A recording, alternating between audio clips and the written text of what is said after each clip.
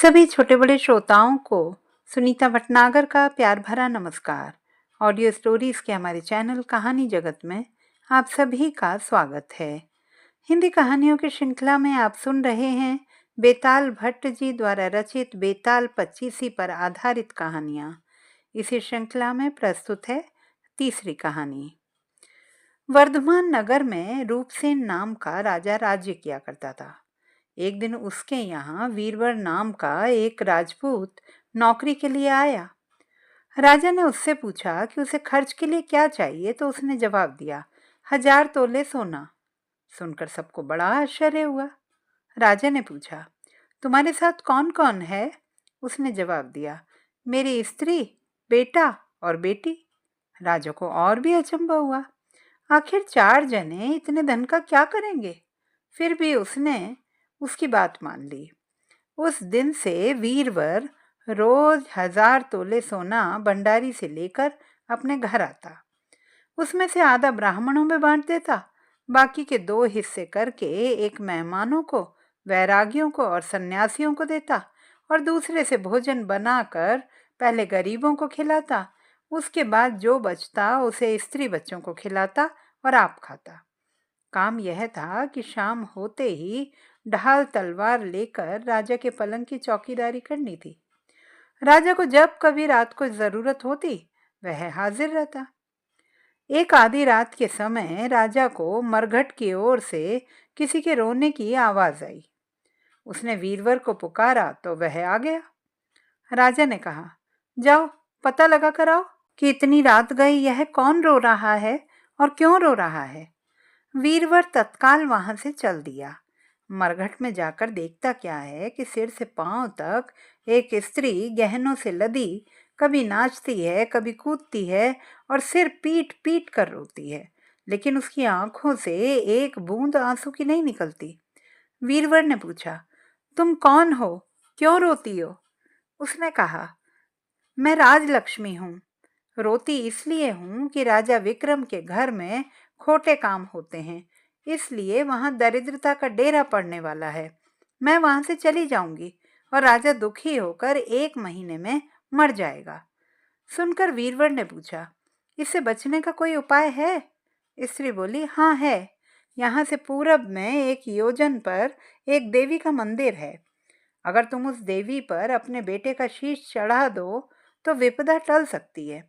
फिर राजा 100 बरस तक बेखटके राज करेगा। वीरवर घर आया और अपनी स्त्री को जगाकर सब हाल कहा। स्त्री ने बेटे को जगाया, बेटी भी जाग पड़ी। जब बालक ने बात सुनी तो वह खुश होकर बोला, आप मेरा शीश काटकर जरूर चढ़ा दें। एक तो आपकी आज्ञा, दूसरे स्वामी का काम, तीसरे यह देह देवता पर चढ़े।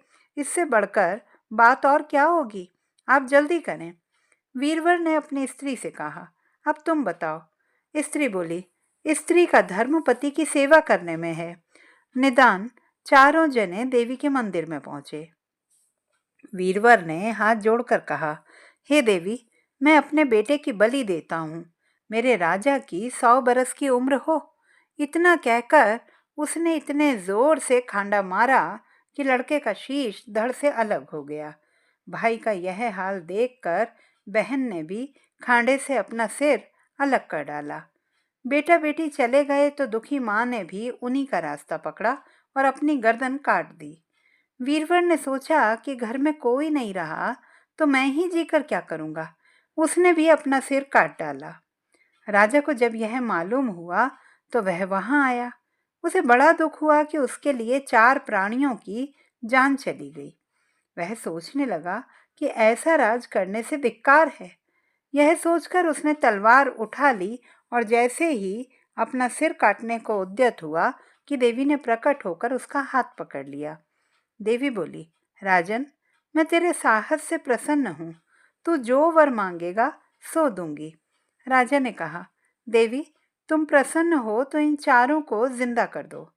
देवी ने अमृत छिड़क कर उन 4 को फिर से जिंदा कर दिया। इतना कहकर वेताल बोला, राजा बताओ, सबसे ज्यादा पुण्य किसका हुआ?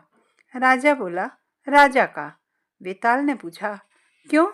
राजा ने कहा, इसलिए कि स्वामी के लिए चाकर का प्राण देना धर्म है, लेकिन चाकर के लिए राजा का राजपाट को छोड़कर जान को तिनके के समान समझकर देने के लिए तैयार हो जाना बहुत बड़ी बात है। यह सुनकर वेताल गायब हो गया और पेड़ पर जा लटका। बेचारा राजा दौड़ा दौड़ा फिर वहां पहुंचा और फिर उसे पकड़कर लाया तो वेताल ने अगली कहानी प्रारंभ कर दी।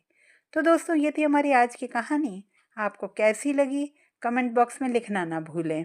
चैनल को सब्सक्राइब करें, लाइक करें और मित्रों के साथ शेयर करें। कल फिर मिलेंगे एक नई कहानी के साथ। तब तक के लिए नमस्कार।